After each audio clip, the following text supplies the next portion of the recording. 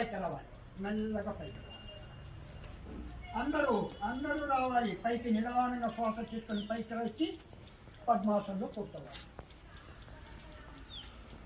ఏమైంది? పద్మాసనం. ఇది ఇలా ముందు పొంగింది యోగముద్ర. ఏమంటారు? పద్మాసనంలో చేతులు ఇలా కట్టుకోవాలి. ఈ రకంగా ఈ పిడికలు బిగించాలి. ఈ రైట్ హ్యాండ్ను లెఫ్ట్ హ్యాండ్తో పట్టుకోవాలి. నడుము స్ట్రైట్. ఈ ముందు నడుము వంచుతూ ఇలా ఉంచకూడదు, ఇలా వంచుతూ రావాలి. ఇలా వంచినప్పుడు ఏమవుతుంది? ఫస్ట్ వీలైతే గడ్డం, ముక్కు, తర్వాత కోడలు. లాస్ట్కు ఈ గడ్డాన్ని ఏం చేయాలి? ఇలా టచ్ చేయాలి.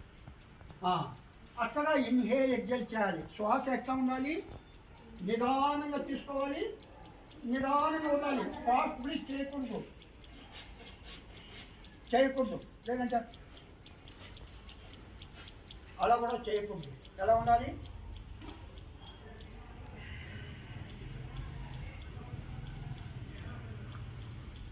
బిగపట్టకూడదు.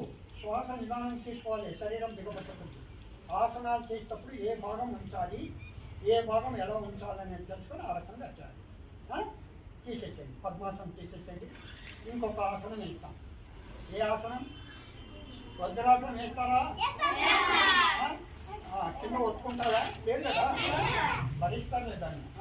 తీసుకో. రైట్ లెగ్ వెలికి మెల్లగా లెఫ్ట్ లెగ్ వెలికి వెనక మర్చిపో. ఆ లెగ్ పైన కూర్చోండి, ఈ లెగ్ వెనుక మర్చిపో. స్ట్రైట్గా కూర్చోండి. మీ చేతులు ఎలా పెట్టాలి? తల పైన. మీ చేతులు శరీరం పక్కన. నడుము కొంచెం ముందుకు, తల స్ట్రైట్, ఐస్ క్లోజ్. శ్వాస నిదానంగా తీసుకొని నిదానంగా వద్దండి. మీరు మీ స్థితిని గమనిస్తూ ఉండాలి. ఏమి? నా స్థితి ఎలా ఉంది? మెడ స్ట్రైట్గా పెట్టానా లేదా? నడుము స్ట్రైట్గా ఉంచినానా లేదా? ఛాతి బాగా ఉంచినానా లేదా? అరచేతులు ఎలా పెట్టాను? బిగబట్టకూడదు. కండ్రప్పలు మృదువుగా మోయాలి. శ్వాస నిదానంగా. ఒక్క ఆసనం చేస్తాం. ఏది? శశంకాసనం. శశంకం అంటే తెలుసా? ఏమి? శశంకం దేని అంటారు? శశంకం అని కుందేలుని శశంకం అని కూడా అంటారు. ఇంగ్లీష్లో ఏమంటారు? అంటాం. తెలుగులో కుందేలు అంటాం, సంస్కృతంలో శశంకం. దాని యొక్క జీర్ణ వ్యవస్థ బాగుంటుంది. ఇప్పుడు ఎలా చేయాలి? చేతులు ఎలా కట్టుకోండి, ఎగముతుల్లో మాదిరిగా. సీట్ లేపద్దు, ఇది వంచాలి. Breath out down. నిదానంగా కిందికి వెళ్ళండి.